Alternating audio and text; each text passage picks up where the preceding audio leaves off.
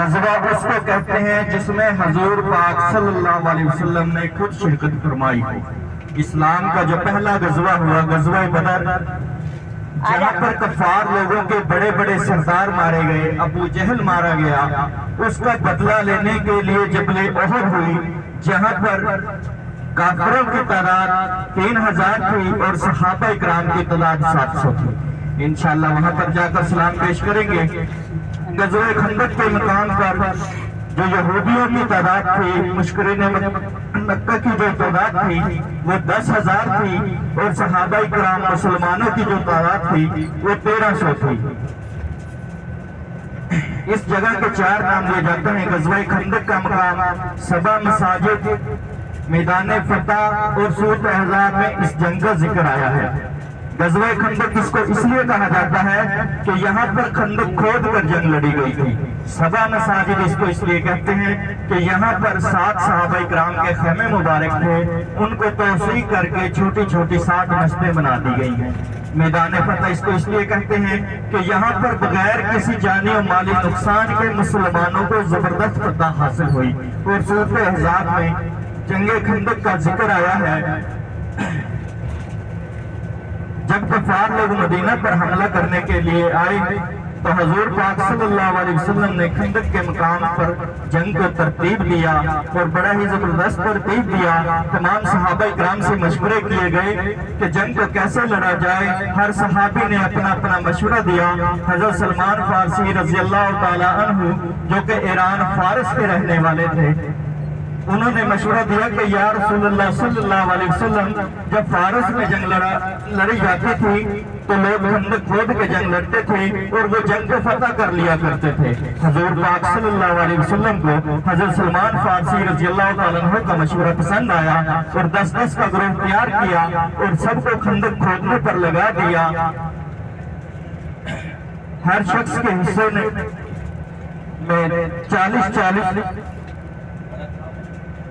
40 ہاتھ خندق کھودنی تھی، تو خندق کی گہرائی اتنی کی گئی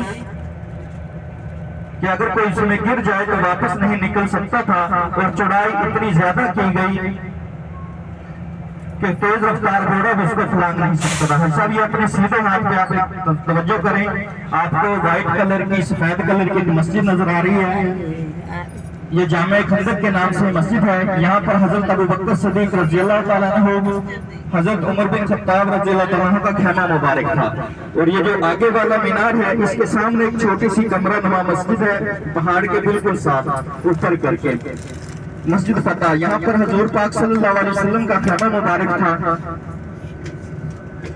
اور مسجد کے پیچھے والا مینار جو ہے، جو اوپر کر کے کمرہ نما مسجد ہے، حضرت علی شیر خدا رضی اللہ تعالیٰ عنہ کے نام سے مسجد ہے۔ یہاں پر حضرت علی شیر خدا رضی اللہ تعالیٰ عنہ کا خیمہ مبارک تھا، اور یہ جو چھتریاں بنی ہوئی ہیں اس کے نیچے مسجد تھی، ابھی نظر نہیں آ رہی، یہاں پر کام چل رہا ہے پارکنگ کا، اس لیے نیچے نہیں اتارا جا رہا۔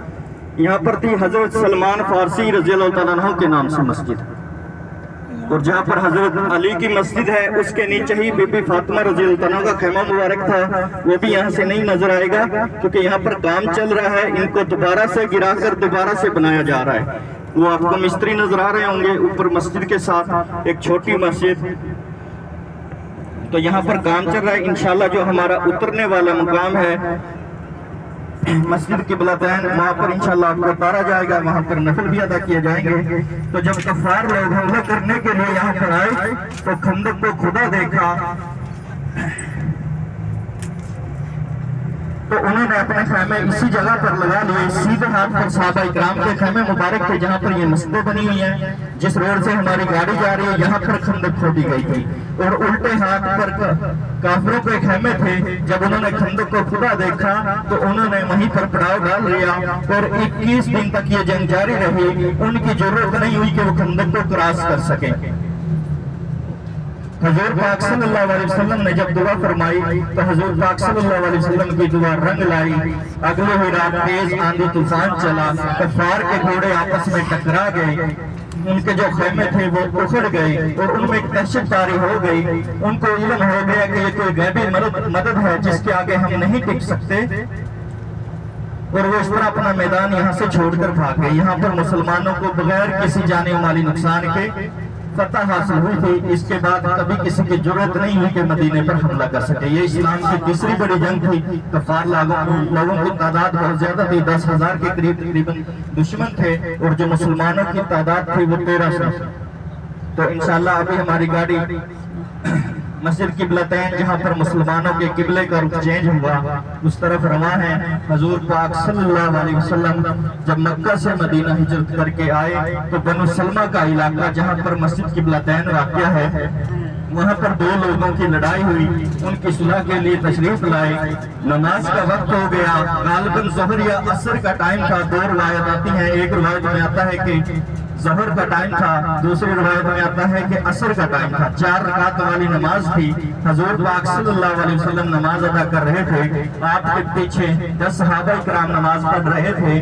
آپ صلی اللہ علیہ وسلم دل ہی دل میں خیال کر رہے تھے کہ ہمارا جو قبلہ ہو وہ خانہ کعبہ ہو۔ اس سے پہلے تمام مسلمان مسجد اقصی فلسطین بیت المقدس کی طرف چہرہ مبارک کر کے نماز ادا کیا کرتے تھے۔ اس مقام پر وہی نازل ہوئی۔ حضور پاک صلی اللہ علیہ وسلم بار بار دل میں خیال کر رہے تھے نماز کی حالت میں کہ ہمارا جو قبلہ ہو ابراہیمی ہو، خانہ کعبہ ہو۔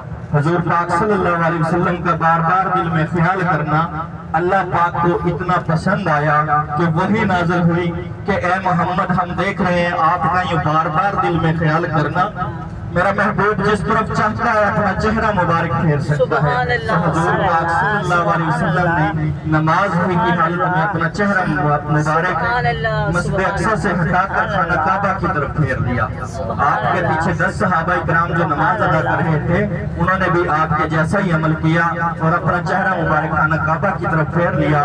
حضور پاک صلی اللہ علیہ وسلم جب نماز سے فارغ ہوئے کہ پوچھا اے صحابہ، مجھے تو اللہ کا حکم آیا تھا، وہی نازل ہوئی تھی، میں نے تو اس لیے اپنے چہرے کا رخ چینج کیا، آپ نے ایسا کیوں کیا؟ تو صحابہ کرام نے فرمایا کہ یا رسول اللہ صلی اللہ علیہ وسلم، ہمارا قبلہ آپ ہیں، جس طرف آپ کا چہرہ انور ہوگا اسی طرف ہمارا چہرہ ہوگا۔ تو حضور پاک صلی اللہ علیہ وسلم اس بات سے اتنے خوش ہوئے کہ ان کو دنیا میں ہی جنت کی بشارت سنا دی، جن کو ہم عشرہ مبشرہ کہتے ہیں۔ سب یہاں پر آنے کا مقصد 2 رکعت مسجد کے نام کے ادا کرنے ہیں، 2 رکعت نماز نفل تحیت المسجد قبلتین، وہ میرا خانہ کعبہ کی طرف پڑھوں اللہ کے لیے اللہ اکبر۔ قبلتین نہ کہنا آئے تو 2 رخ والی مسجد بھی کہہ سکتے ہیں، دل میں بھی خیال کر سکتے ہیں۔ مسجد کے نام کے 2 نفل ادا کرنے ہیں، اپنے لیے دعا کرنی ہے، اپنے پیاروں کے لیے دعا کرنی ہے، کیونکہ یہ وہ مقام ہے جہاں پر حضور پاک صلی اللہ علیہ وسلم کی دل کی مراد کو پورا کیا گیا۔ جس بھائی کی نیک تمنا ہو، جس بہن کی نیک تمنا ہو، وہ لازمی اظہار کرے، کیونکہ یہ وہ مقام ہے، مقبولیت والی جگہ ہے جہاں پر حضور صلی اللہ علیہ وسلم کی دلی مراد کو پورا کیا گیا۔ اور مسجد اقصی سے چہرہ مبارک حضور پاک صلی اللہ علیہ وسلم نے خانہ کعبہ کی طرف پھیرا، اور اس کے بعد تمام مسلمان خانہ کعبہ کی طرف چہرہ مبارک کر کے نماز ادا کرتے ہیں۔ یہ اس کو قبلہ تین کہتے ہیں، قبلے کو تین عربی میں کہتے ہیں 2 کو۔ اس 2 رخ والی مسجد، 2 قبلوں والی مسجد، یہاں پر اندر جائیں گے، اوپر لیڈیز کے لیے الگ سے جگہ بنی ہوئی ہے، مرد حضرات کے لیے نوافل کی الگ سے جگہ ہے۔ 2 رکعت نماز نفل تحیت المسجد قبلتین کے ادا کرنے ہیں، دعا کرنی ہے اپنے لیے اور اپنے پیاروں کے لیے، اس کے بعد گاڑی میں واپس آ جانا ہے۔ پیڈ پارکنگ ہے، یہاں پر پارکنگ کے پیسے دینے پڑتے ہیں، تو بھئی آدھے گھنٹے کا ٹائم ہوگا، آدھے گھنٹے بعد انشاءاللہ یہاں سے گاڑی کو روانہ کریں گے۔